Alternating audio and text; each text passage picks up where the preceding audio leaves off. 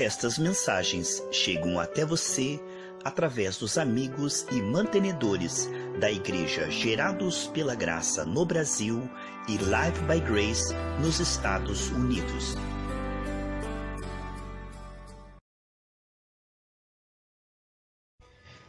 Glória a Deus, aleluia.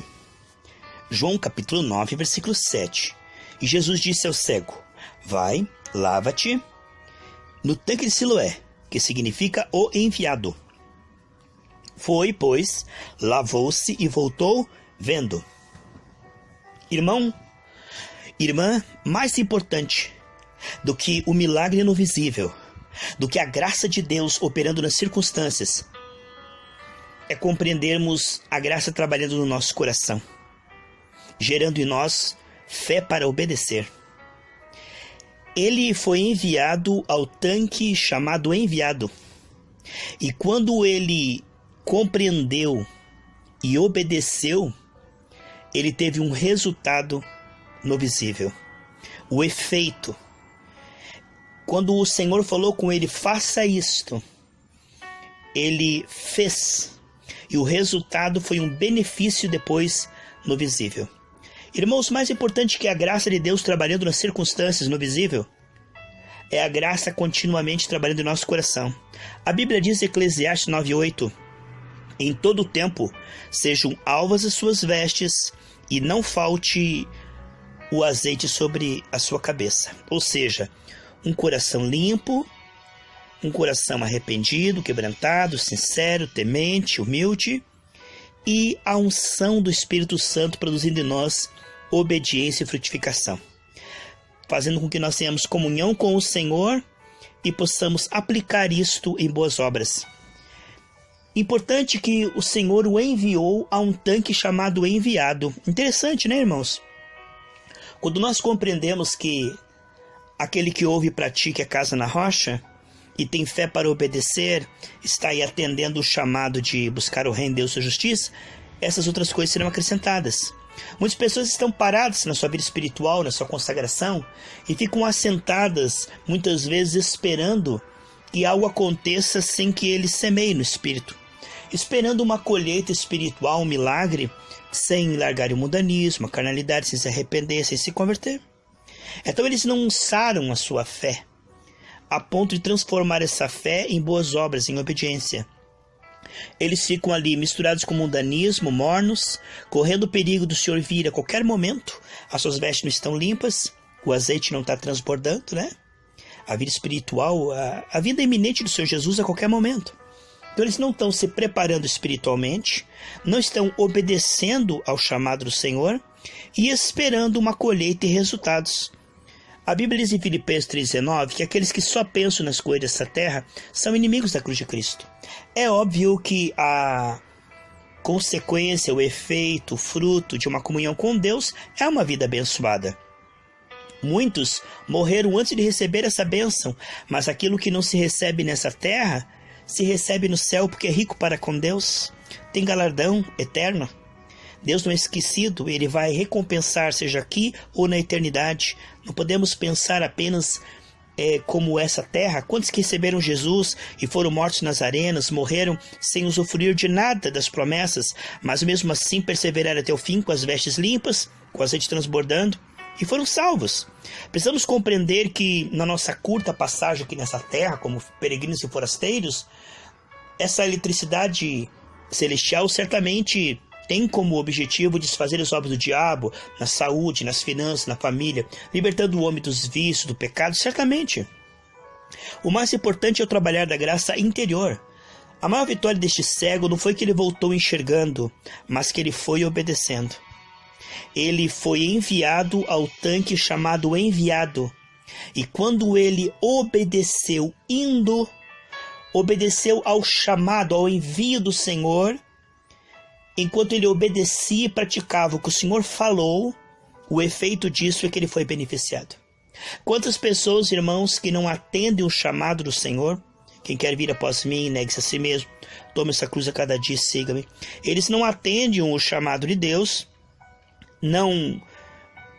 às vezes nem sabem qual é o chamado de Deus, né? Estão ali parados, misturados com mundanismo, carnalidade, e eles querem muitas vezes resultados apenas seculares para esta vida. Olha que coisa interessante que diz aqui no livro de Lucas. Aqui é Lucas 22, 35. E disse-lhes, Jesus falou aos discípulos: quando vos mandei sem bolsa, alforje ou sandálias, faltou-vos alguma coisa? Eles responderam: nada. Tá vendo, irmãos? O Senhor supriu. Buscai o reino de Deus e sua justiça, essas coisas serão acrescentadas. Foi acrescentado? Foi. Mas veja bem, que eles não estavam vivendo para resultados, eles estavam vivendo para o Senhor. Enquanto eles obedeciam. Não estou falando agora que obediência e bênção é a nova aliança, conforme a tua obediência é a bênção. Não estou falando isso. É graça, certo? Estou falando que a verdadeira fé no Senhor Jesus Cristo, no Evangelho da Graça, produzirá uma pessoa que obedece. A verdadeira fé produzirá a pessoa que compreende o chamado e atende o chamado. E quando nós temos essa fé para se entregar ao Senhor, Ele restaura a nossa fé e, como consequência disso, além de uma vida reta, justa, cheia de galardão no céu, uma vida abençoada aqui nessa terra. Como diz em Marcos 10:30, não é? 100 vezes mais nessa terra e no futuro a vida eterna. Então, nós não somos salvos pelas obras, irmãos, mas nós somos salvos para as boas obras. E as boas obras são a evidência de que temos uma fé verdadeira. Uma fé verdadeira é diferente de uma fé religiosa, passiva, morta, morna. Se Deus quiser, Ele vai fazer. Ele já fez e agora está nos restaurando, né? Ele é o autor e consumador da nossa fé, está edificando a nossa fé, para que nós venhamos sair da teoria para a prática. Em Tiago 1,25 diz que nós seremos bem-aventurados em tudo o que fazemos. Mateus 7,24 diz que aquele que ouve e pratica é casa na rocha. Então nós vemos aqui que enquanto eles tinham fé, nós somos salvos pela graça através da fé. Que fé que estou falando? Fé que obedece. Fé que faz o que Ele manda fazer. Ele enviou. Nós somos chamados, em primeiro lugar, não para ser abençoados. Nós somos chamados, ungidos e enviados. O Senhor nos deu uma comissão. Indo pregar o evangelho, curar enfermos, expulsar demônios. Nós fomos enviados, irmãos. E quantas pessoas não sabem que nós fomos enviados e ficam assentados na carnalidade, no mundanismo, esperando bênção? Mas, em primeiro lugar, nós somos chamados, ungidos e enviados. Fomos comprados pelo sangue para servirmos ao Senhor com alegria. É um grande privilégio. Maldito aquele que serve o Senhor relaxadamente, quantos que fazem murmurando, de má vontade, com preguiça. Esse tipo de pessoa é morno, Deus vai vomitar. O fato de que a pessoa tem uma fé realmente e ela está salva, é porque ela ama o Senhor a ponto de servi-lo, segundo a sua condição atual. Filipenses 3,16 diz segundo a sua condição atual. Quer dizer que ele vai ter que fazer como o apóstolo Paulo fazia, mas também não ser preguiçoso. Nós estamos crescendo aos pouquinhos, certo? Estamos sendo gerados pela graça.